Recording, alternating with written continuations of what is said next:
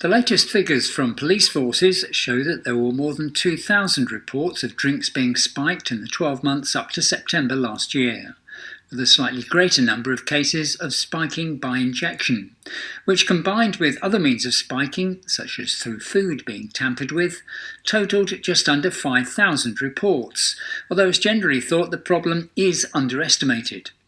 The Nighttime Industries Association is among those calling for a specific crime of spiking to make it easier to report. And we're joined by Dawn Dines, who's from the charity Stamp Out Spiking. He joins us from our London newsroom now. And Dawn, thank you very much for joining us. There are many misconceptions, aren't there, when it comes to spiking, that it might involve mainly young, mainly women. But as we've been hearing, that's far from always the case. It really is. You know, spiking, as I've said before, it has no prejudice.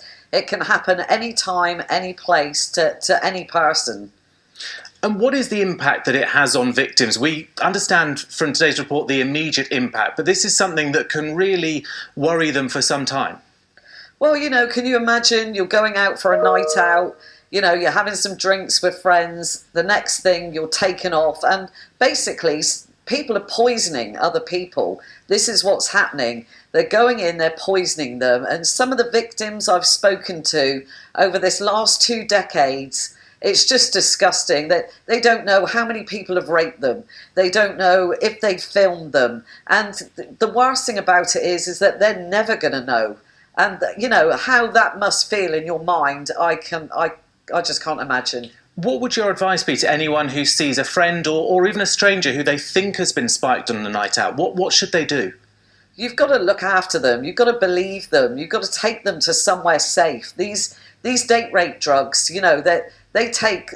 You've got a really small window before they take effect. So you need to get to a trusted friend, a trusted member of staff. And one thing that we always try and say to people is, please report this crime to the police.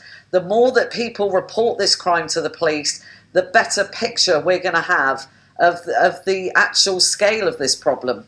All right, some important advice there, Dawn. Thank you very much for your time.